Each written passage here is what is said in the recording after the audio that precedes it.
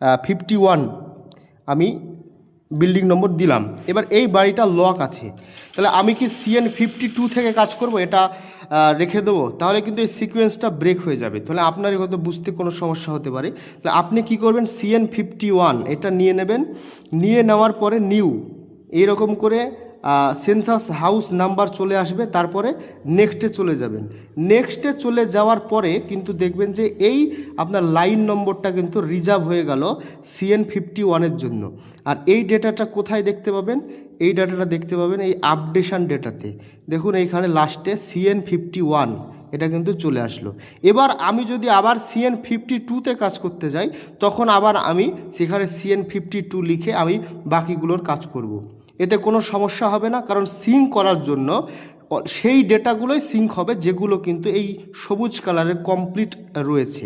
ঠিক আছে, এবার এইখানে ডেটাটা আমি অ্যাড করার পরে কি ডেটা অ্যাড করলাম সেটা দেখার জন্য কিন্তু এই আপডেশন টেবিল থেকে আপনারা দেখতে যাবেন না, সরাসরি আপনারা ভিউ সামারি থেকে কিন্তু দেখবেন এইখানে গিয়ে কি ডেটা আমি কোনো কাজের রেসপেক্টে করেছি।